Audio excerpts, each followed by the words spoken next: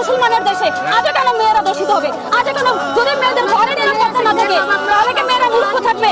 সেই আগের যুগের মতো কি বস্তি বন্ধ করে মেয়েদেরকে ঘরে রাখবে? একটা বাচ্চা স্কুলে যেতে পারবে না, ঘরের ভিতরে নিরাপত্তা নেই, তাহলে মেয়েদেরকে কোথায় রাখবে বাবা? কি করবে? ছেলে মেয়েদেরকে কি করবে? কেন মেয়েদেরকে জন্ম দিবে? তাহলে জন্ম না দিয়ে শুধু ছেলেই জন্ম দিবে?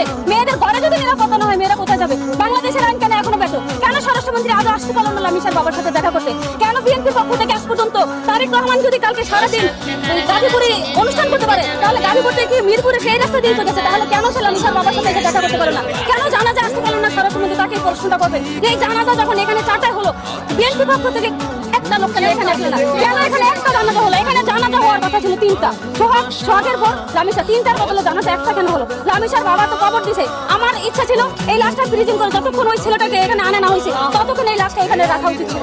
এটা পরে তারেক রহমানকে স্বয়ং এখানে আনা উচিত ছিল। যে কেন আসিয়া হত্যার বিচার এখনো হলো না? তখন না হয় অন্তর্বর্তী সরকার ছিল, এখন তো নির্বাচিত সরকার, জনগণের ভোটে নির্বাচিত সরকার। কেন জনগণের বিচার পাবে না? এখানে দেখেন আমিনুল ভাই অত্র এলাকার কিন্তু এমপি। আমিনুল ভাই কেন আমিনুল ভাই আজ পর্যন্ত পারলো না? বিএনপির পক্ষ থেকে একটা লোক এখন আসলো না। আমরা বিএনপি কর্মী হিসেবে আমরা এটা লজ্জিত, দেশবাসীর কাছে আমরা লজ্জিত। কেন একজন বিএনপির কর্মী আজ এখানে আসলো না? কেন আমিনুল ভাই এখানে আসলো না? কেন স্বরাষ্ট্রমন্ত্রী আসলো না? প্রধানমন্ত্রীর পক্ষ থেকে একটা লোক কেন এখানে সান্ত্বনা বার্তা দেওয়ার জন্য আসলো না? একটা শিশুকে এইভাবে দর্শন করছে। আমরা চাই আগামী 24 ঘন্টার ভিতরে আসামিকে এখানে নিয়ে আসা হোক। এখানে ওকে আমরা জনগণ নিজের হাতে বিচার করবো। ওরা অন্তত একটা চর দিয়ে হলো আমরা এখানে বিচার করতে চাই। আমরা চাই না আইনের কোনোদিনও বিচার হবে না।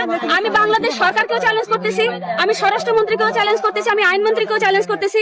উনি অ্যাটর্নি জেনারেল হোক, আমি ওনাকে চ্যালেঞ্জ করতে পারি। আমি একজন আইনের স্টুডেন্ট, আমি জানি কখনোই এটা হবে না, বাংলাদেশে বিচার হবে না।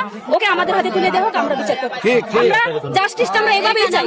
আমরা আইনের কাছে জাস্টিস চাই না, আমরা সরকারের কাছে জাস্টিস চাই না। আমাদের হাতে তুলে দেখ, আমরা ওর মা বাবাকে খুন করে আমরা জাস্টিস ফিরিয়ে দিব, যাতে ভবিষ্যতে আর কেউ এভাবে কোন শিশুকে দর্শন না করতে পারে। আর বাংলাদেশে যেন হত্যা নয়। গত 24 ঘন্টায় 6টা হত্যা হয়েছে। এটা চিরতর বন্ধ হওয়া দরকার। এই ধর্ষণ ভাবতো যে না, আমরা কোনো অন্যায়ের সাথে জড়িত হবো না, কোনো মার শিশুকে দর্শন করবো না।